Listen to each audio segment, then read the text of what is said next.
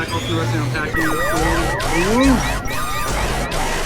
Emo said Law Productions.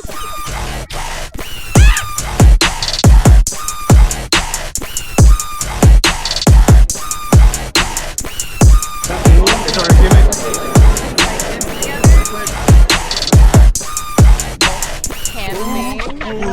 You know it.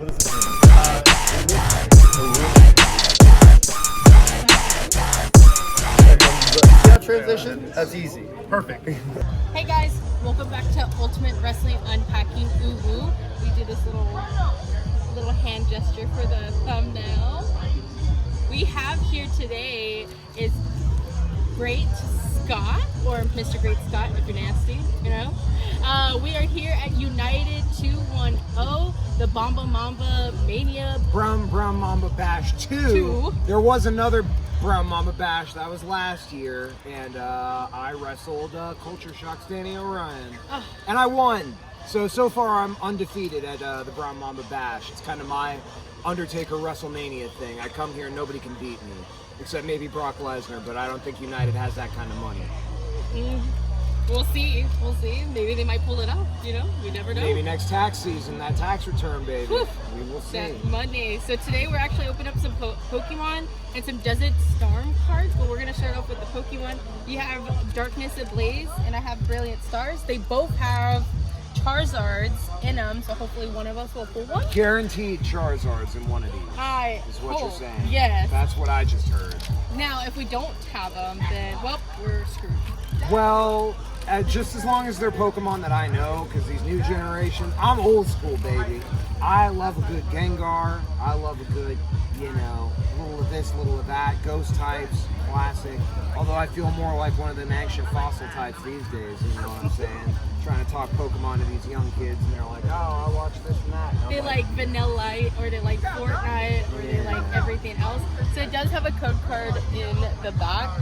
We give it to very you. back, so that's, yeah. I'm stuck. See, this goes to show you, I haven't opened one of these packs in very many years. So, wait a minute, I picked the wrong one. Oop. That was not the card that you just showed. Maybe this booster was a little different. I'm gonna reveal it really quick. That's a little Larvitar right there, baby. Little baby Larvitar. Well, we'll go straight into it, and then your code I guess. card will be Yeah, towards I'm the doing end. it all mixed up. No, Sorry, you're guys. good. I have an energy card here, and then Team Yell's Cheered is like a little trainer card. What else you got in there? Oh, well, you just took it all the way out. See, that's yeah. intelligent. I thought we were trying to like pull them individually out of here. So, okay, here we go. Here was the one that I was supposed to pull out. So that's a little upside down. There we go, right side up. Oh, And back. a little What? bit. And turn it around. There we Bam! go. We gotta give it the whole shabam, you know? Well, sorry, my wrists aren't very flexible, guys. I apologize. So we'll continue on. I have Marnie's Pride. It's also a trainer card as well. You actually wrestled today, Mr. Buzzsaw, one half of the new Texas Pro Tag Team Champion. But you did not win? Yeah, I won. Go back and watch the tape. I won.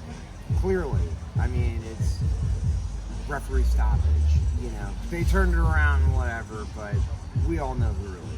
But let's not worry about that. We're talking about important things. Nobody wants to hear about Buzzsaw Samuels, alright, or the concussion I gave him or whatever. Look, nick it. Because it steals stuff. Like, it nicks it. That's British, what was it? Cockney rhyming slang. Yeah, like, I'm gonna nick it off the table, mate, or however they say it. They say it better over there, but that's what that's a reference to. So. We got a little mini Ryu. Little guy. Look at this right here. I got a little bounce sweet. And look at that. It's got synthesis and flop. I was never really a huge fan of grass types. I felt like they were kind of weak to other types, except for Ludicolo. That was my one because it's grass and water, so it's got good type coverage. You can do a lot of stuff with it. In the meta in the video games, like I say, I don't know how it works as an actual card, but a couple generations ago, I would kill it with the Ludicolo.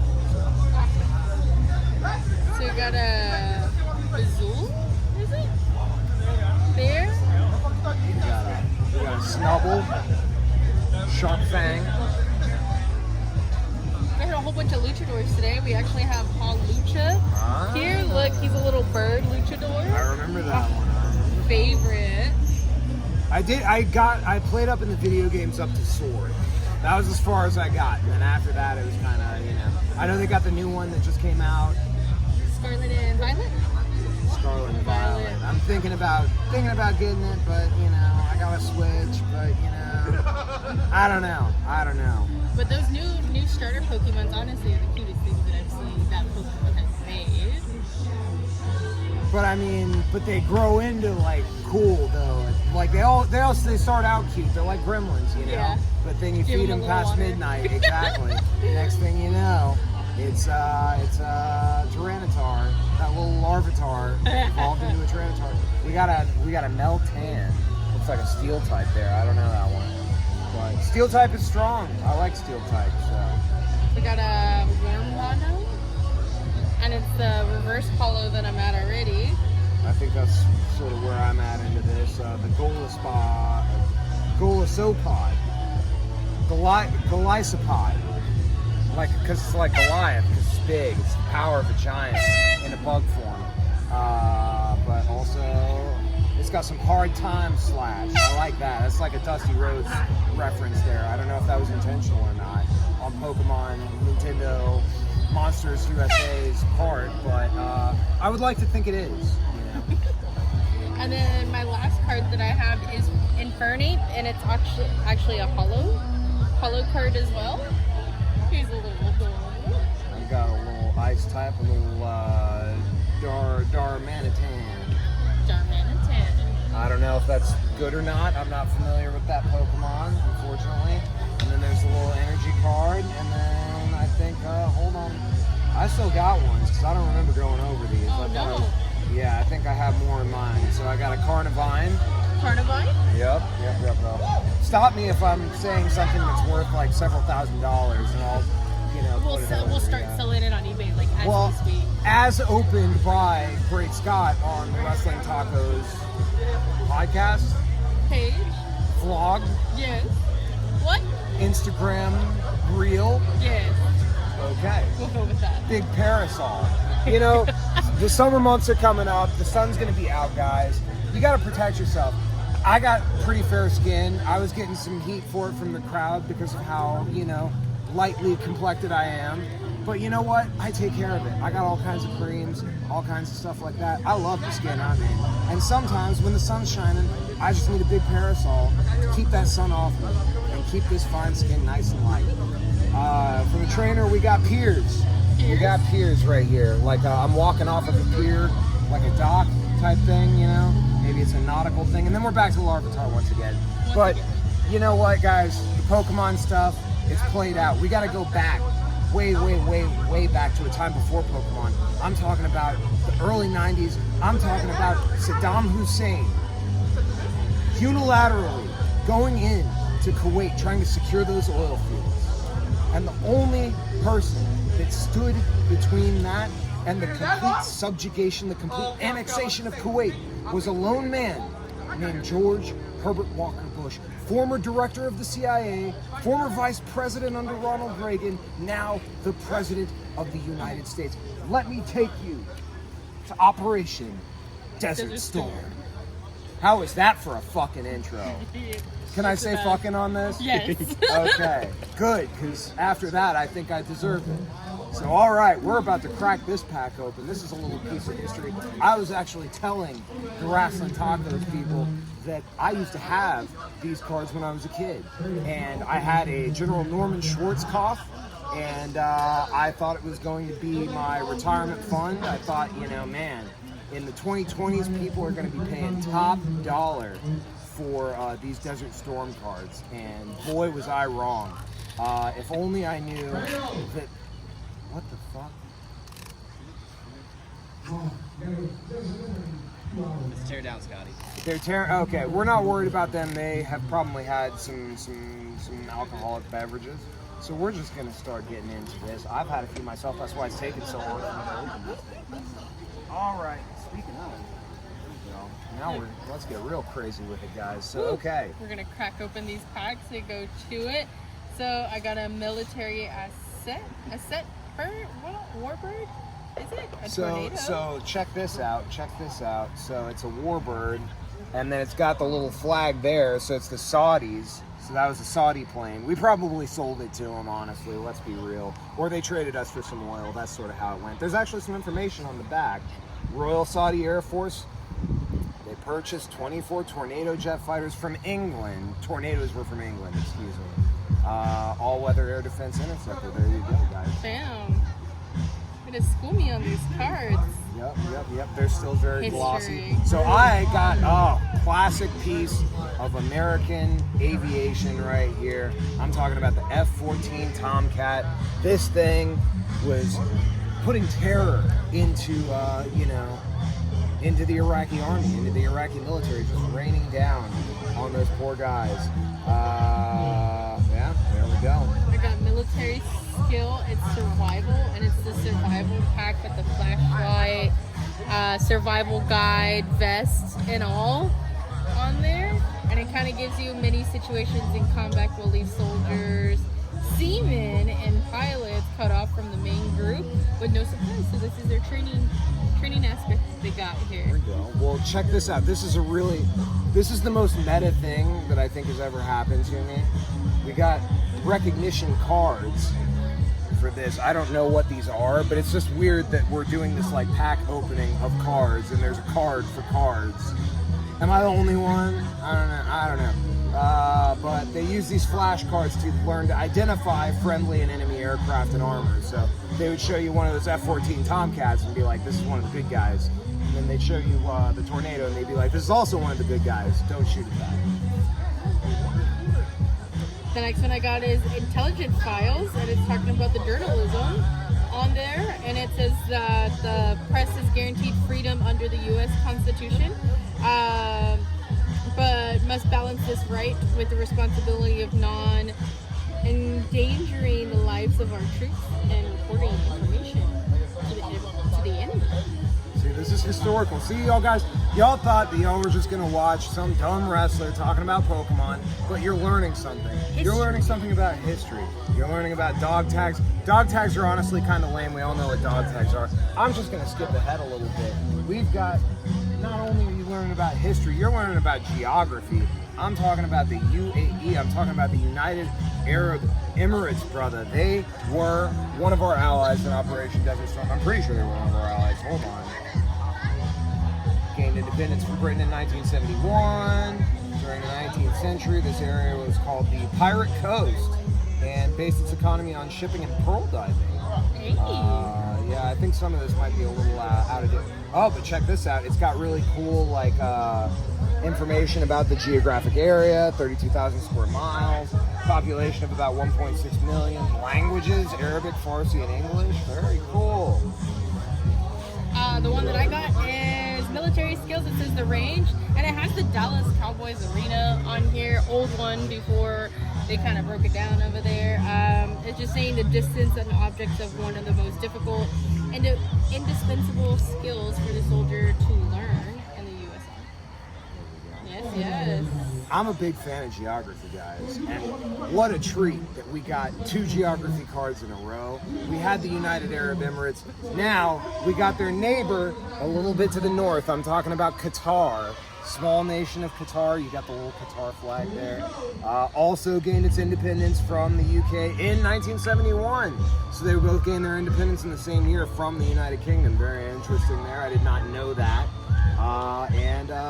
Population of 500,000. Predominant religions, Islam and Christianity. Their capital, do you know what the capital of Qatar is? No, what is it? It's Doha.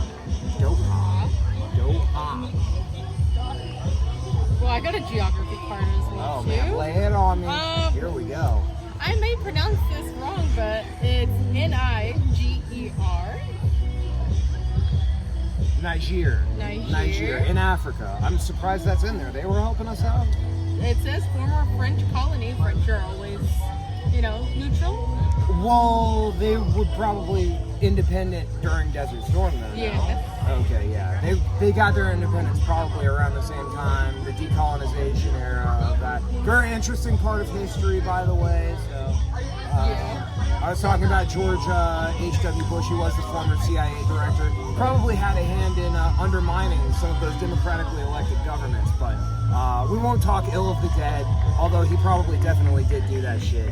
So He's anyhow. turning in his grave right now. Well, good, because he probably deserves it, and he probably had a hand in killing Kennedy too. There's evidence to suggest that, but we're not going to speculate, guys. We're going to move right along to a military asset. It's a missile, and look at that, the M220A1 TOW. What is that? With a high explosive warhead, this missile and its 5-man crew can stop the mighty tank from as far away as 2.3 miles. My God, it's manufactured by Hughes Aircraft Company, has a max speed of 685 miles an hour. Imagine one of these things coming at you while you're cruising through the desert in one of your tanks. That's gonna put the fear of God into you. Well, I got bombs. I mean, you know, Bombs are cool. bombs are awesome. Sometimes. Sometimes when it's not killing people, you know? Yeah, I mean, if they're just exploding for the sake of explosions, that's awesome. If they're killing people, obviously that's terrible. But, you know, if you're just blowing stuff up and nobody's in it, and it's not, you know, somebody else's stuff, like, as long as everybody knows what's happening, you know, Yeah. I think that's okay, or it should be. But other people would disagree. And to those people, I would say just reconsider your position, you know? Maybe try blowing something up yourself. It's actually very cathartic sometimes. Right here, oh baby, here we go, the USS Blue Ridge. Look at that sweet mama right there. Let's take a look at this. The displacement was 19,290 tons fully loaded. Had a crew of about 799, 107 command staff. So this was a command ship. So this was probably, you know, just out in the Persian Gulf, coordinating. Probably, you know, didn't have, you know, an aircraft thing for stuff like that. It wasn't a carrier or anything. It was a command ship, but, you know, that's important. That's the brains of the operation right there in the Navy, so. Well, I finished mine. I don't got any more than I know. I went through all of mine already. Yeah, I still got 3 more. We got, hey, this is an important one, whether we're talking about Desert Storm or just in real life. I'm talking about conserving energy. Take a look at that. Just a fluorescent light. Fluorescent. You know, turn What we're the using. light off when you leave a room, guys. I mean, I don't want to sound like your dad or whatever, standing here opening Desert Storm cards and drinking my Coors Light. But look, Turn off the damn light, okay? do you have any idea how hot it is going to get this summer because you don't turn off the light? And if I have to come over there and tell you to turn it down, you're not going to like what happens. Or the thermostat too. Double if you're trying to invade Iraq in the 90s. Come on now. What are you thinking? So, okay, more geography. Another African country, was not expecting this, Senegal. Senegal, I did not know that they helped us in this one too. Shout out Senegal. Keep on rocking in the free world. Gained their independence from France in 1960, so they were a French colony. Let's see here. Leopold Sédar Senghor, famous African statesman and poet, became its first president in 1960. Served until his retirement in 81. Let's see here. Wow, them and Gambia were going to have a common currency and military. I wonder what happened to that. Probably the CIA. Anyways, let's carry on. Let's carry on. Last one. Oh, hell yeah. Look at that. Egypt. And the Sphinx right there. How cool is that? Look at that. You know, that's like my one dream place to go. It's like the pyramids in Giza and the Sphinx. I want to go inside. I want to see what's going on with all of that. That's really cool. That was a cool way of ending this off. Let me just take a look here. See if there's any cool things. Okay, what's the capital of Egypt? This should be easy-ish. It's a tough one. Geography here. I'll give you a hint. It starts with the letter C. I don't know. Cairo. Cairo is the capital of Egypt. And denial isn't just a river in Egypt, as they say. But all this said, I'm Great Scott. I'm not going to do the sign off because this isn't my thing. I'm going to turn it over and We'll sign off, I guess. Well, we do have one question before we shit. end this. We are wrestling tacos. What's your favorite taco? What do you eat? Breakfast tacos, obviously. There's a taco shop that I used to live by, and I originally would get the chicken fajita tacos, but then the interest rates started going up and the prices of them started going up, so I was like, all right, you know, I'm getting a little pricey. I'm gonna start getting some potato and egg instead. And then the cost of that started going up, and I was like, oh man, I might start making my own lunches at this point. But when I don't care about my nutrition or diet, I really enjoy a nice barbacoa taco. I don't mind if it's a little fatty. I don't mind that one bit. That's just extra flavor and extra calories, and usually I need that. I lived in Mexico for 3 months, and they had the Gringas tacos down there, which are delicious. That's up in northern Mexico. They have those in Matamoros and Reynosa. Órale, Reynosa. Amazing tacos over there. The street tacos, delicious. Can't get enough of them. Thank you for bringing back that nice memory too. Yes. Plug in your socials where they can find you at Twitter, Instagram. At Mr. Great Scott, then the number 2, and then the letter U on Twitter, on Instagram, on Cash App. Very important right there. My birthday is coming up March 20th, and you know, if you want to send your boy, you know, some cash or some Bitcoin, why not? It's down. It's hovering around the 20K mark. You know, once the halvening happens, maybe it'll come up. I could go all off on a tangent just on that alone. Just send me money. I don't care. Send It this could guy be money. Chinese yuan, just as long as I can exchange it for something at a reasonable rate. Just send it to me. I'll take care of the rest on mine. All right, guys. Well, that's it on today's episode. You got a geography lesson, Pokemon lesson, taco lesson, and you got Mr. Great Scott as well too. Right? So You can never get enough of that. we'll catch you guys in the next